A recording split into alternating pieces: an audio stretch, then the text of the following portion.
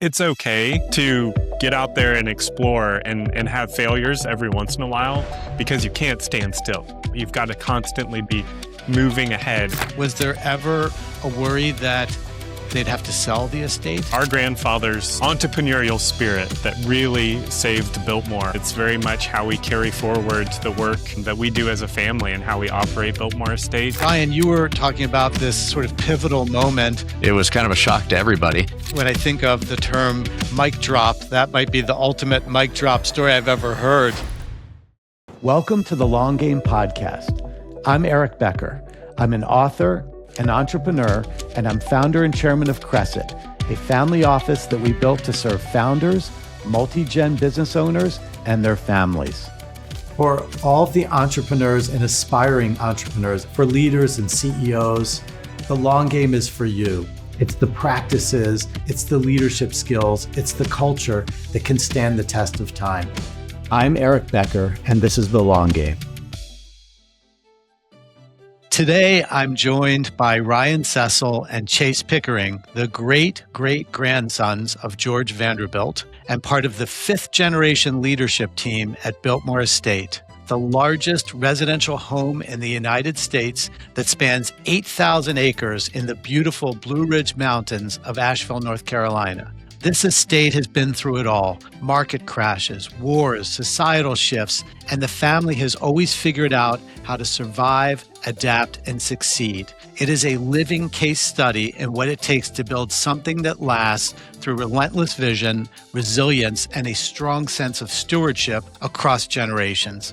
Welcome, Ryan and Chase. It's so good to see you. Thank you. What an honor to be here. Great to be here. Yes, thank you. Super fun. Thank you for joining. Let's start at the beginning, and perhaps you could tell us, if we looked at a family tree, everyone hears the name Vanderbilt, thinks of, I'm sure, New York initially. How does the family fit into the broader Vanderbilt family tree?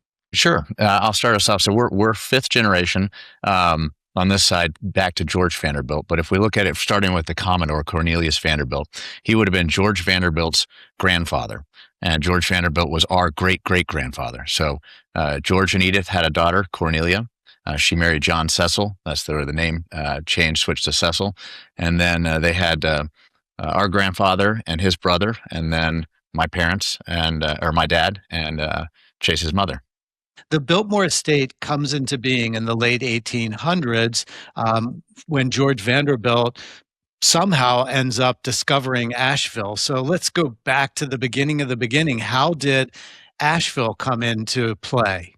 The story goes as this. George's mother had a bout of tuberculosis, and she'd been living in New York City for some time at that period. And he had heard of the kind of medicinal benefits of being out in Western North Carolina to become a place for recovery from such ailments. And he traveled down here in the 1880s with his mother and really just fell in love with the area, the mountains and the region. I feel like the same thing happened to me. I came down to Asheville and fell in love with it too. So Chase, the Biltmore is the largest residential home in the country. And anyone who's a Gilded Age fan knows that it's really the pinnacle of architecture from that time. 250 rooms, I think 4 acres is maybe inside the house. And it's just really an incredible, what I call an American treasure. It's an incredible place. But how did the scale come into being? What was the original vision, and then what did we end up getting? Yes, it was George Vanderbilt who had this big dream to create Biltmore, and he pulled together 2 of his closest family friends, one being Richard Morris Hunt, who became the architect of the house, and the second being Frederick Law Olmsted, who was the landscape architect for the estate. And it was really these 3 men who dreamed up this vision, the scale, the size, and it was the architect Hunt who really encouraged George Vanderbilt to create a house on the scale of the surrounding Blue Ridge Mountains. And it was really through an iterative design process where the house got bigger, that he wanted more space for entertaining. And that's where you ended up with this French chateau-inspired home nestled in the Blue Ridge Mountains. So, speaking of the Blue Ridge Mountains, when people hear the name Biltmore, I'm sure the image of the beautiful home always comes to mind, but the land is really special and has special meaning as well. Tell us a little bit about the land all around the house. That's right, Eric. You mentioned earlier the estate is now 8,000 acres, but back in George Vanderbilt's time, it was actually 125,000 acres. And George Vanderbilt owned as far as you can see from Biltmore House. And it was really at the advice of Frederick Law Olmsted, the landscape architect, that really suggested that George Vanderbilt had an opportunity to experiment, to innovate in the space of sustainable forestry and agriculture. And that's exactly what they did. They sought out to hire Gifford Pinchot, who became the first forester of Biltmore, and created the first scientific management plan for forestry in America. And so Biltmore really became the birthplace of conservation and forestry in America. And that is such an important part of our legacy and work that we carry forward in the way that we manage the land today. Gifford Pinchot, who I mentioned earlier, he went off to become the first chief of the U.S. Forest Service, and a lot of the first generation conservationists who would go out and work in several different government agencies around our nation were actually trained at the Biltmore Forest School in the land that is Biltmore. It's kind of interesting because when I think of the word conservation, I think of it as being a contemporary term, but it's as if they made conservation cool before it became cool. I mean, it's amazing that it was there right from the beginning. That's absolutely right. And, it's part of what we've always done from the beginning. And it's very much how we carry forward the work that we do as a family and how we operate Biltmore Estate. Those values of sustainability and stewardship are very much alive and well in the ways that we manage the working farm and forests today. So the property originally was inspired by this idea of gathering, that George wanted family and friends to have a wonderful place to gather and to experience things together. So it wasn't like getting together for dinner, it was getting together for a long weekend or a week. So after that, but it was never really open to the public. So now we get to the Great Depression, and if I remember correctly, Cornelia opened the estate to the public. I'm imagining it was probably for the first time. How did that come about, and what inspired that? Yeah, the estate at that time, it was about 1930 that they opened it to the public, and Asheville and the estate were struggling from the Great Depression. So the city council came to Cornelia and said, it would be really great for the area if you guys would consider opening the house like some European manor homes have been done, and really encouraging tourism to the area and to the region. So they did this, and it was also good for Biltmore because at the time it was a struggling estate and was, going through the post-Great Depression, just like everyone else. So the added income from tourism was much needed as well. And it's amazing to think that, when we consider your kids, this has been in the family for 6 generations, was there ever a worry that they'd have to sell the estate? I don't know if immediately at that time, but there was a concern that, if we can't figure out how to make it profitable, and at some point it would probably be split up and sold off. But luckily we were able to, at that time, 1930s, we still had a profitable dairy, and then later really leaned into the tourism element of it, and that's really what saved the house, was making it this kind of a landmark for people to come and see. Which we're going to talk about next. But there was one thing I was curious about. When I did a tour the last time, there was a room, and the guide said, these doors, or there were doors here that made this a vault. And during World War II, some of America's most precious art from the National Gallery was secretly sent to Biltmore to be protected during the war. How did that come about? This space that you're referring to is the music room on the first floor of Biltmore House, and it's a really incredible story. When there was the threat that Germany may bomb Washington, D.C. in World War II, Our great grandmother, Edith Vanderbilt, was very involved in the National Gallery of Art and made this personal outreach to say, hey, let's hide out some of the most important pieces of our nation's collection of art in Biltmore House for safekeeping during the duration of the war. And that's exactly what they did. There were curators that came down from the National Galleries of Art, stayed with the pieces, but there were parts of the room that were modified for the security.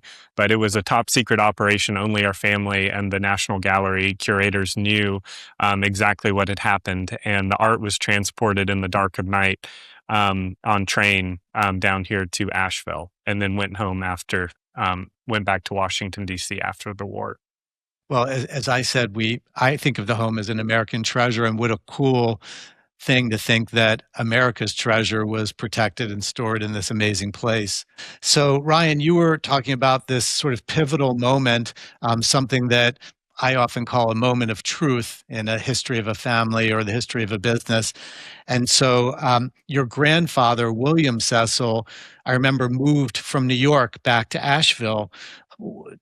Tell us about that. What was it that had him make that decision that I'm going home to figure out what to do with the home, with the house? Yeah, he'd returned from service in World War II, and then he went to Harvard University, and then he worked for Chase Bank in Manhattan. And his father called him and said, you really should consider coming back to Biltmore. There's a great opportunity here, and if you and your brother don't figure this out, nobody's going to manage it for us. So he came back in the 60s, and he really leaned into the idea of tourism through marketing. He was also a hobbyist photographer, so he did some of our first marketing campaigns. But he really saw that as a great potential for the company. And at the time, as I said, we had a profitable dairy, and the question became, how long is the dairy going to continue to, provide income to the house that's losing money at that time? And so he really thought that the house was going to be the way of the future. He and his brother, they disagreed on this point, and they actually ended up separating the business in 1978. The dairy on one side, and the house and gardens on the other. And I think it took until about 1982 for him to turn a profit on the house portion of it. If I can add a little bit, I think it's my grandfather or our grandfather's entrepreneurial spirit that really saved Biltmore in this critical moment in our history. And it is the mission statement that we continue to follow today as a family, as a business, that our mission is to preserve Biltmore Estate as a privately owned, profitable working estate. And it was his vision and philosophy that we continue to follow, that we run Biltmore as a business. We take the profits and then we reinvest that back into the preservation of the historic structures, of the land, and making sure we have the best people in the world taking care of this beautiful place. That's a really critical point, that profitability, because he had seen a lot of places, historic structures that were a nonprofit model, and that just didn't keep up. And so he was very adamant about that we make a profit in order to preserve Biltmore. That was the goal. Well, it's because it makes it sustainable. And I know that in my own travels in Europe, I've come across these beautiful estates that are actually falling apart. And you'll hear that the families have been trying to give it to the government just to get out of the losses that are just so hard to carry over time. So that issue of, we talked about the beauty of conservation before it was a popular term, and then this idea of sustainability, that it was important that it be profitable so that could be reinvested in its long-term preservation and conservation. And so when we think about that moment of truth, was it your grandfather's, that was the entrepreneurial spirit, but did he always have a sense of optimism, kind of like, I'll figure it out? Did he have a vision and a plan, or was it a series of kind of attempts and experiments to figure this out? How did that come about? I would say he definitely had vision. He probably didn't always have a plan. Yes, And I agree with that. I think for those who worked for him, Ryan and I obviously knew him as our grandfather, so a very different way. But I think for those that worked for him, they often described him as always having a new idea every single day and trying to figure out new ways to innovate and looking at new market opportunities, looking at how to branch into new businesses, which is how we ended up jumping into the wine business later on in his career. And I really think that he set that bar that it's okay to get out there and explore and have failures every once in a while, because you can't stand still. You've got to constantly be moving ahead and trying new things and exploring these new ideas. That is an entrepreneurial culture for sure. But at the beginning, it must have been really challenging in that, first of all, to figure out that whole separation of the dairy, and that's a family challenge to have a different vision and then have to make that difficult change. But I also remember a couple of other things that you told me.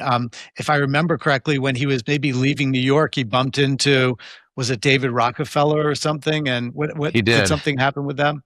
Yes, yeah. Apparently, I think they were together or something. I recall the story as they were on a flight together somewhere, and David Rockefeller asked, "Well, Bill, what are you going to do with that white elephant down there?" And he said, "Well, I'm going to make it profitable, and we're going to open it for tours, and I'm going to really lean into this." And apparently Rockefeller was skeptical that it would ever really turn much of a profit. But yeah, that was a neat bit of family history, that story. Our grandfather, we called him Papa, and folks in the company called him Mr. C. But I think he leaned into that, and I think that kind of motivated him to a degree. And then were there any ideas that he had that didn't work? Was there anything that he tried that's well known as, Papa tried this and it failed. It just didn't work. My favorite failure is when he thought it would be a good idea to grow prawns, which is a large type of shrimp, here in Western North Carolina, so that we could serve this in, at the time we had 3 restaurants on property. And so he dug these big ponds out in the field and raised all the prawns. And come to find out, all the prawns have to be harvested like one time a year at a certain time. And so there was no way to kind of have fresh prawns throughout the year. And so all the restaurants had prawn themed everything on the menu during that very short period of time. And very quickly it became clear that the prawns were not going to be a profitable endeavor. Wow. Yes, yeah. I also think folks didn't really know what the prawns were at the time. Like, was it shrimp? What is it? Where is this from? Another one he tried was trout as well. We raised on the west side after we'd put the vineyards in place, and trout need to be cold water mountain streams, and we had them in a lake about 10 feet deep. And the lake in the summertime got, to 85 degrees. It was not conducive really for trout, but, worth the try. We learned a lot. Yeah. What's amazing is that I think when people, of course, hear the name Vanderbilt or think of this incredibly beautiful property of Biltmore, they don't realize that entrepreneurial journey, and that is the journey of the entrepreneur, of trial and failure and reinvention, and to always keep going, to never give up. And it sounds like Mr. C or Papa had that strong conviction that he could always keep moving forward. So Ryan, when we studied 100-year businesses in the long game, one of the concepts that came up over and over were moments of truth and moments of trust.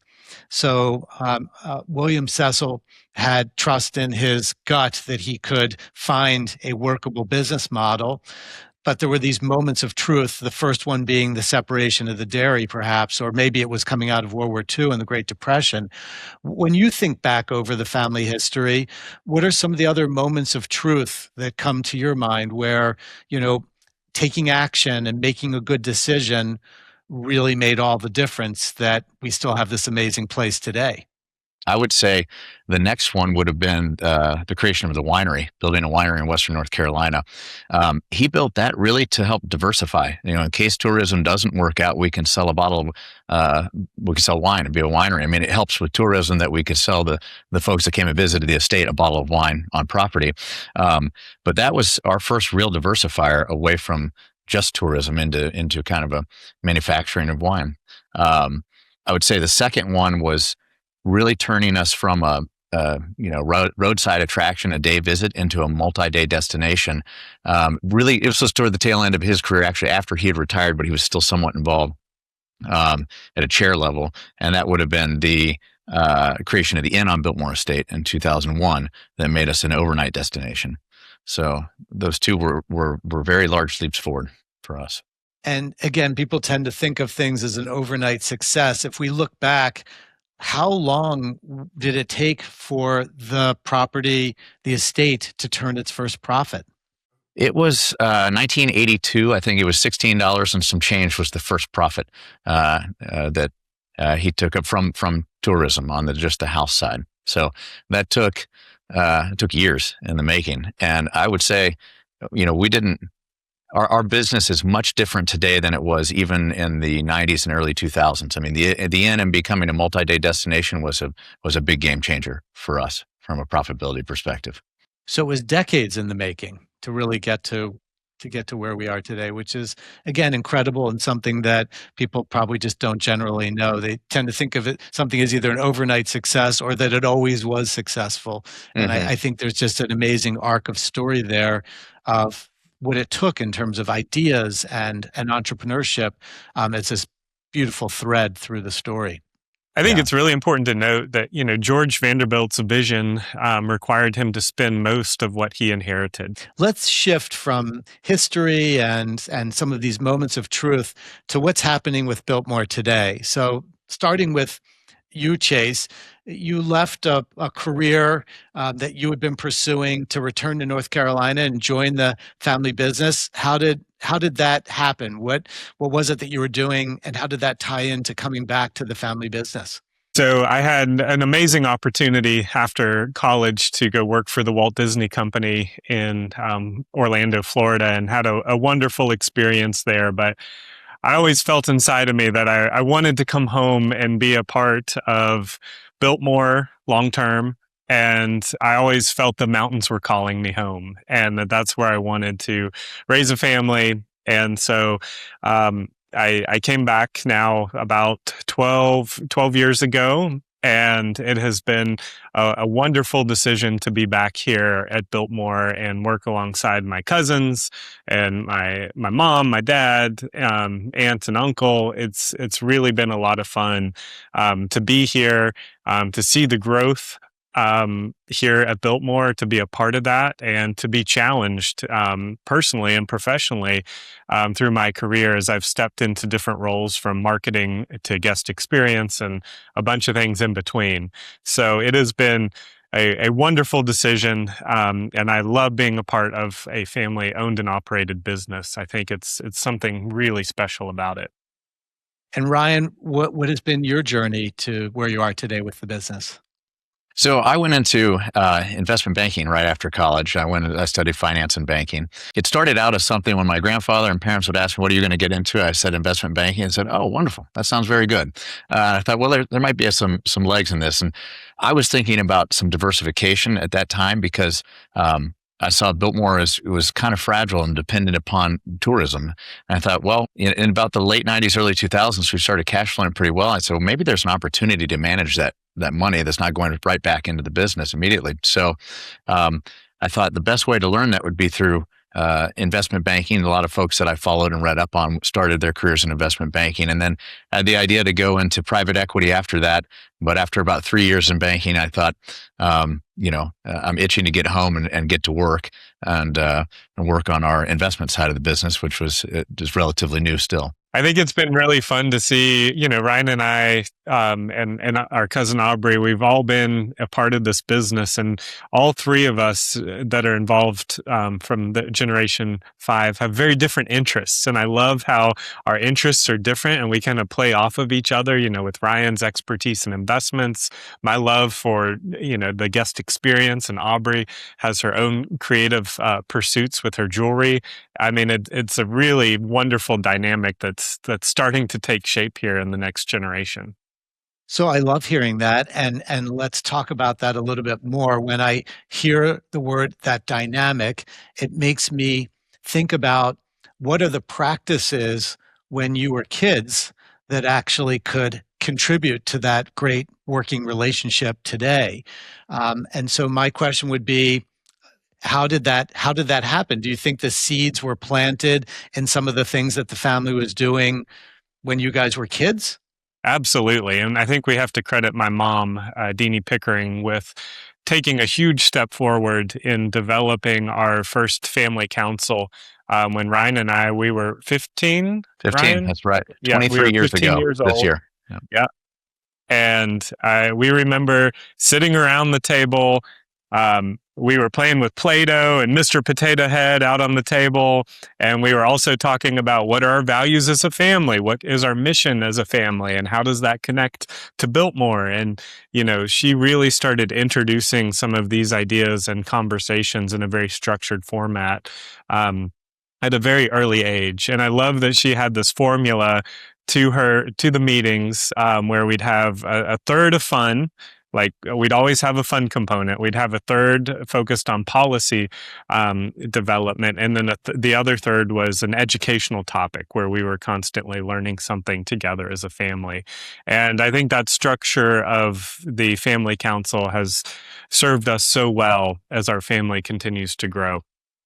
Well, and the idea that she was doing it, a few decades ago is incredible and visionary, because that would be a best practice now, but I don't think it was known, 20, 30 years ago. And then I think of the show Hamilton and that concept of being in the room where it happened. What an amazing thing to be kids in the room where it's happening. I mean, that's the best. Indeed. Yeah, very much so. So we have, great relationships and a wonderful family business. We have a history of confronting challenges. As I think of more contemporary, recent history, COVID hits, and here we have a business that's based on visitors coming, and now suddenly everybody had to stay home at the beginning. When that hit, when did the family realize this is a crisis, and then how did the family mobilize to get through COVID? Yeah, that was a very interesting and difficult time. If you made a scenario and said, what is the worst case scenario for a business that's dependent on tourism, a global pandemic would be at the very top of the list, I would think. So it was kind of the worst case scenario. And if I recall correctly, it was like March of 2020, it looked like this was getting very serious. And by, oddly enough, April 1st, on April Fool's Day, we had to furlough most of our employees and pretty much shut our operations for until May 16th. We were able to open back up with a grounds and gardens pass. But it was a very difficult time, but we learned how to become much more efficient and how to optimize some of our operations. So there was a lot of learning out of that period. And our guests were also very gracious with us once we were able to get back open that May of 2020 for just the gardens and grounds, because they didn't want a crowded experience, and we no longer had a crowded experience. So it really let us lean into some of these areas of gracious hospitality and the estate as an oasis that we're still using those lessons learned today that have really helped us improve some areas of our business. Yeah, I camped out in Asheville during a large part of COVID, and one of the special things that Jill and I used to do was to go visit the property, take long walks with the dogs. I'd get on my phone with my earbuds and just walk this beautiful land and try and do my best to operate my business at that time. So I think it became a really special place a safe place that people could go and enjoy themselves almost as if we weren't in a pandemic. And I think that's pretty special. Yeah. Yeah. So we survive COVID and we start to thrive again as an organization after that. But now suddenly Hurricane Helene comes along in 2024. I mean, something that if someone had said to me, there's going to be a hurricane in the mountains of Western North Carolina, I would have said, you're kidding me. But it actually did happen. And it was just devastating with flooding and mudslides. And it just, I happened to be there when it hit. I was at home, and because I had Starlink, I was actually on Zoom calls, and people were like, aren't you in the middle of a hurricane? What's going on? But it was really scary, and I know that there are many tragic stories of neighbors that lost everything. But Biltmore again rallied both to recover as a sustainable ongoing business and also as an important member of the Asheville community. So let's talk about that. How did Biltmore find itself when Helene hit, and then how did Biltmore rally and start to come back, and how did Biltmore play a role in the recovery of Western North Carolina? Yes. So it was a devastating hurricane that hit this community, and quite a bit of loss of life in Western North Carolina and the surrounding region. And this is a moment where I'm just so proud of how Biltmore stepped up to prioritize the safety of our guests and our employees. We obviously had a huge amount of work to do to clean up the estate. We were closed for 5 weeks following the storm so that we could clear literally hundreds of thousands of trees that had been blown down across the 8,000 acres. We had flooding that was impacted the front entrance. Fortunately, the house and where it was built had very minimal impact and was really ready to go.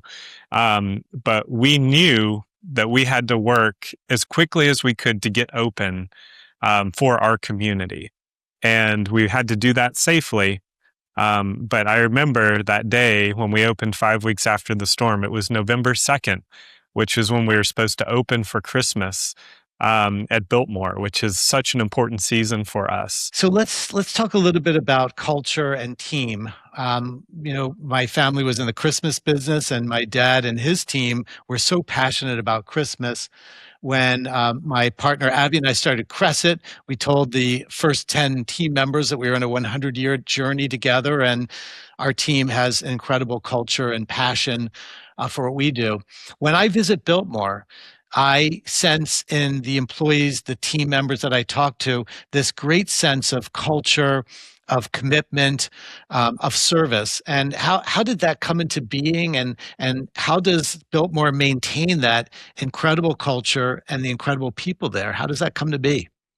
Well, I think part of it is our long-term vision and being a family business. I mean, we talk a lot about what's the 500-year vision. Sometimes people joke 1,000-year vision. Now, you have to be relevant enough to do things in the next few years and maintain that entrepreneurial spirit. But I think that helps our culture a lot. Everybody fully understands the mission that's here and working for us, and it's a real family that every day we strive to achieve that mission for Biltmore, to deliver it, for Biltmore itself, but for our guests and for our employees as well. I will say too that this goes all the way back to George and Edith Vanderbilt, and they set a very high bar for all of us to follow in how they treat people, how they show up for one another, and how they share care and compassion towards other people. And that is something that we haven't lost sight of, even as our business has grown. How do we take care of our people? How do we make sure that we're developing the best talent to run this business in the future? And how do we make sure we are surrounding ourselves with people that we enjoy being around and have fun with? Because at the end of the day, we are about making memories and immersing people in this beautiful place. And that is such a privilege and honor to be able to do that. And I think that so many of our employees here just take such a huge amount of pride in being the facilitators of those experiences and of those really cherished moments that friends and family spend together here at Biltmore. So Ryan, when we first met, we talked about stewardship, which is one of the themes we see in the long game with these great long-term families and long-term businesses. And you really are so passionate about stewardship. So I'd love to hear a little bit more about where that passion came from and how you think about stewardship. Sure. Yeah. It's certainly one of our core values. And, I look into this, the original word for stewardship was Middle English, 16th century or so, something like stiefward, which was a hall warden. And when I first read that, it didn't really resonate with me until I realized that, back in that time, an agrarian manor home would be considered a hall. So Biltmore in its time would have been considered a great hall. And what a steward was responsible for is the care of property, people, and place, and the resources necessary to provide that care. So it's a very robust definition of stewardship, and it's a proactive definition of stewardship. So it's not just keeping everything the same; it is really enhancing and improving through the generations. These wonderful assets we have the opportunity to take care of. Amazing. And this whole idea of stewardship, we think of that everything in the hall or the property, and in this case, Biltmore, it's all for the future. It's all being stewarded into the future, and no one person is bigger than that. That is bigger than any one of us. And I think that's one of the beautiful ideas in stewardship. Yes, it's for future generations, and it's for future generations of folks who come and visit Biltmore to see this passed down, this legacy passed on. Yeah. But a key part of that, Chase, and something that you spoke about so passionately when we first met, is conservation and preservation. And so tell us your views, how you came to that, and what that means to you. So I love that stewardship is now one of our core values as a company, because it really does extend beyond how we care for the company, how we care for the buildings, to how we care for the land and the community.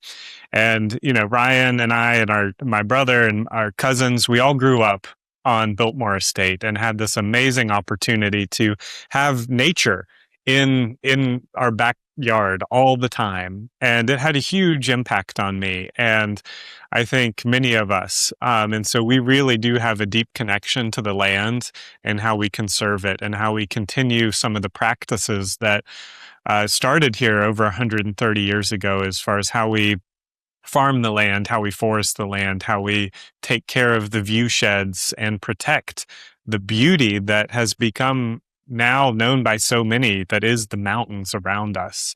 And we're so grateful now that a large majority of the original Vanderbilt tract of land is protected for the American people for the rest of time as part of Pisgah National Forest. And that is really something that is an important part of our legacy as a family, to ensure that that place was protected, that land was protected, and can continue to be enjoyed by people to this day.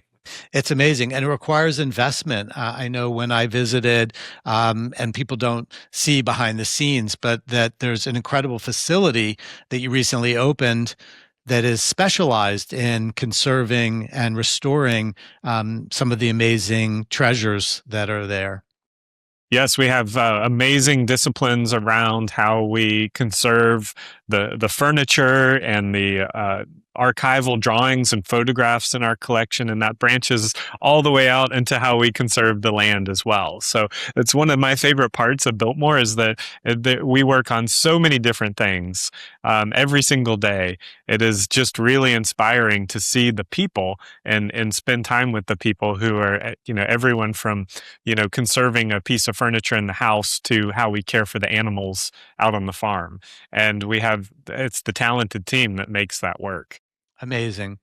So when I advise multi-generational family business clients, I always talk about succession planning and how critical it is, and that it's never too early to start. Ryan, I know that there's a legendary story of when your grandfather transitioned the CEO to your father. Tell us that story and really what was learned about it. It was 1995, so that was 100 years of Biltmore, the centennial. And my grandfather, he had a big centennial dinner in 1995 inside of Biltmore House. And Biltmore House had the ropes up and was our business. And we didn't use it, as a home very often. And this occasion was a special occasion. There was a dinner hosted there. And so as a little kid, I got to participate for photographs, and then we were sent back off home. Chase and I did. But this was a big event. And he said some opening remarks, and then basically said, after brief remarks for him, now my son, Bill, that would be my father, you're CEO of the business. Good luck. And just turned the mic off and had the dinner. And my dad was unaware of that coming. And my grandmother was unaware of it being announced that night. And so it was kind of a shock to everybody. And he actually never came back to the office after that. My father kept my grandfather's office, or our grandfather's office, the same for 2 years, thinking, well, at some point he's going to come back into the office. And eventually he moved into that office himself. But it was that was his way of succession planning. It makes for a good story, but now we joke, let's not do that again. He did leave my dad with a good team of executives in place of his peers, but it presented challenges to just, my dad at the time was 35 years old. And then all of a sudden he's in charge of his peer group right there. And so there were challenges and room for improvement on that. Yeah, in fact, when I think of the term mic drop, that might be the ultimate mic drop story I've ever heard. Yeah. Just to announce that right in front of your son, who's not expecting it at all, in front of, the who's who of Asheville celebrating 100 years. I mean, it's just all of those pieces together make for such an incredible, to visualize that moment is just incredible. Yeah, very much so. But I do like it as, first of all, it's an amazing family story, but it's also an incredible kind of cautionary tale or something that can be repeated to future generations to say, like, this was amazing and we got through it, but let's not do that again. And I think that's powerful. Yeah, our succession planning is so much more robust now. I mean, Chase and I and my sister, who are directly involved in the business, have been through a lot more training, a lot more of a plan through the company, career development. And it's been fantastic. The support we've gotten through succession planning has been really helpful. So, Chase, let's talk about the family council again. And we talked a little about it earlier, but, other families have family meetings or family council. And often a lot of those conversations might be focused on financial matters in a family, but your family has been so intentional about prioritizing relationships and values and unity of family alongside the business. Let's talk about that. Like, how did that come into being, and how does the family do that? I mean, it goes back again to my mom having, identifying this as a really important opportunity for our family and our business long term. And, I think when it was very clear, that Bill was going to become CEO, he and my mom worked very closely together to create a very productive working relationship that continues to this day, one that is really rooted in mutual respect for one another. And I think that this has served them both really well, as Bill has been able to focus on leading the business and my mom really focused on the dynamics of leading the family. And so they really became incredible partners on that mission together. And my mom has a very high level of emotional intelligence, and she knew that these kind of foundational relationships were going to be very important for all of us to work together long term. But it was more than just the relationships. It was also about making sure we had process in place around how we could resolve conflict when it comes up. It's a family. There's naturally conflict, right? And so how do we have processes where we can have the right forums to have the conversations to solve those in really productive ways? She also was very thoughtful about what policies we needed to have in place to help guide us forward as a family. And she really encouraged us to put together policies that encouraged family members to work outside of the company before entering the family business, is an example of one. And a whole process for kind of learning the company through a series of internships. So there were many different things put in place that we could work on together that were really rooted in this idea of, let's put in some structure, some policy, so that this could be guided and the same rules could apply from one generation to the next. Yeah. And I'd add, she was always ahead of the policy need by a couple of years, which she did really well, I thought. Yes. Instead of it being a crisis and we need a policy quick, let's draft one because we've got a situation or problem, she had good foresight into when we would need these, which looking back in hindsight, I really appreciate now. No, that's brilliant. And that actually leads into something that you mentioned earlier, Ryan, that I'm curious about. You said a 500-year plan. And not many people, I think, would be able to let that roll off their tongue and be serious, but it is serious. Tell us what a 500-year plan means, and what that mindset is and how it affects what we do day to day. Sure. Well, it is rooted in preservation and stewardship, and it's rooted in keeping it a working estate. We don't, looking 500 years down the road, it's a long time frame. It's around 20 generations. But the decisions we make today, they have to serve that longer term goal. And so if you're thinking of, it helps us stay on brand in the shorter term. So, no giant pink roller coasters on the front lawn or anything like that. It keeps us narrowly focused enough to stay within mission and our core values. And it also stops us from hurrying. And there's a double edge to this. You could also putz around too long when you should have taken action. But I think all in all, it serves us well that we can slow down and we don't have to rush to a quarterly result or even an annual result. We can take a much longer term perspective on this. I love that. So I think you make better decisions when you're not rushed. I agree.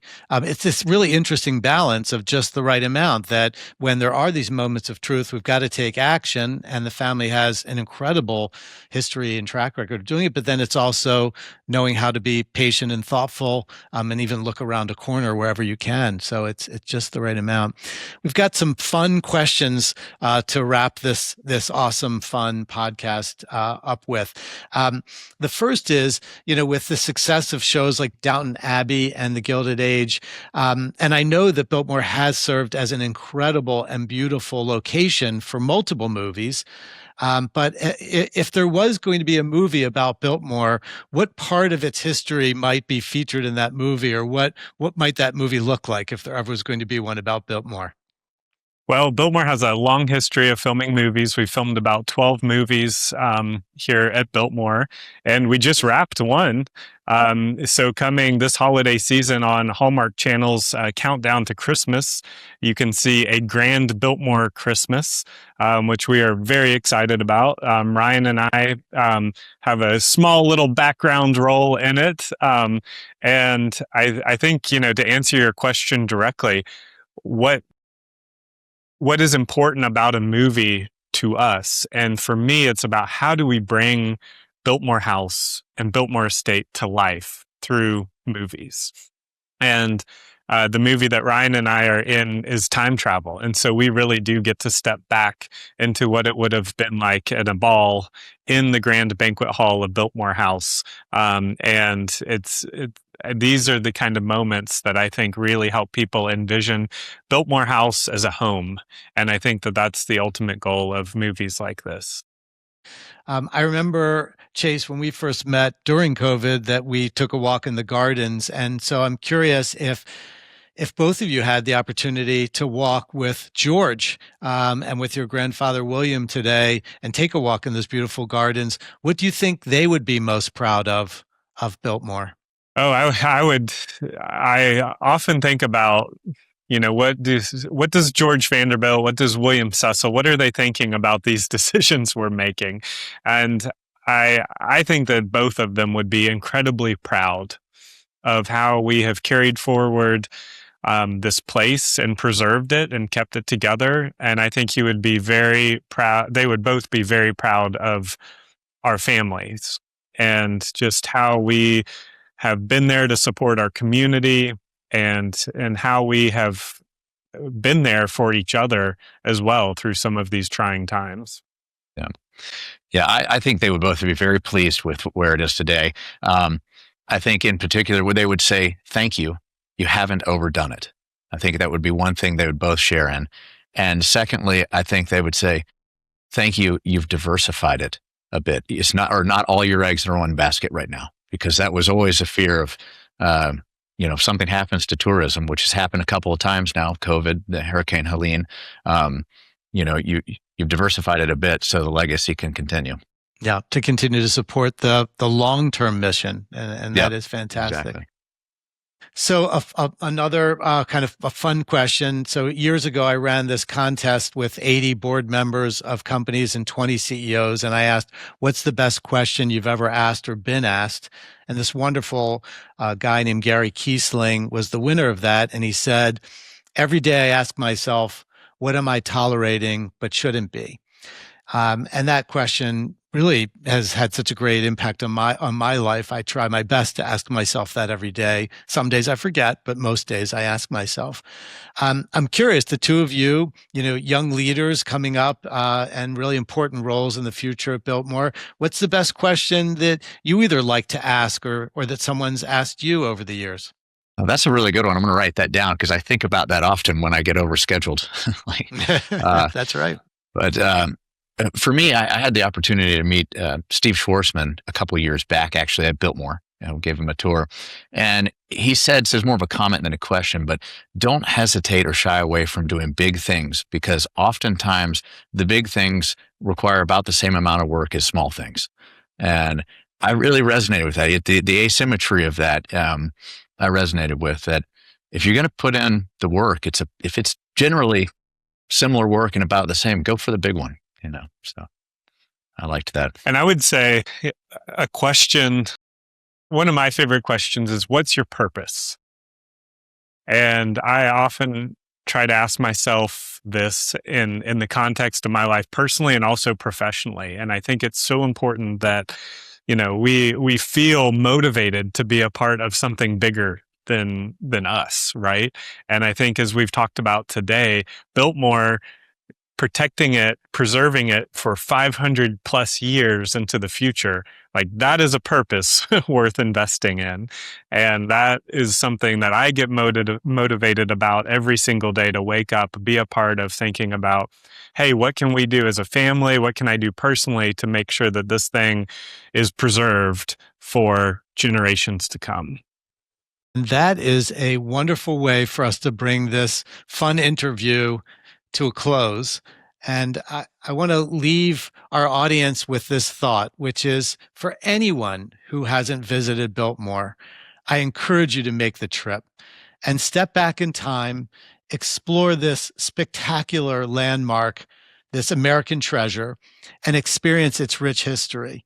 It is truly a testament to playing the long game and a lesson in enduring vision, resilience, and stewardship across generations. Ryan and Chase, thank you so much for sharing your family story with us. We really appreciate it. It's nice to see you both. Thanks for the opportunity, Eric. Yeah, thank you. Lots of fun. Thank you. Before I let you go, if this episode resonated with you, please share it generously and please click the subscribe button below. Send this to someone in your world who's navigating a pivotal moment right now, someone who's staring down a decision and might need the reminder that recognizing the moment is half the battle. See you next time on The Long Game. The Long Game, a Crescent podcast, is intended for information only and is not investment advice. Any company discussed is not a recommendation to buy, sell, or hold any security. Investing involves risk, including loss of principal. Please consult your advisors before making investment decisions.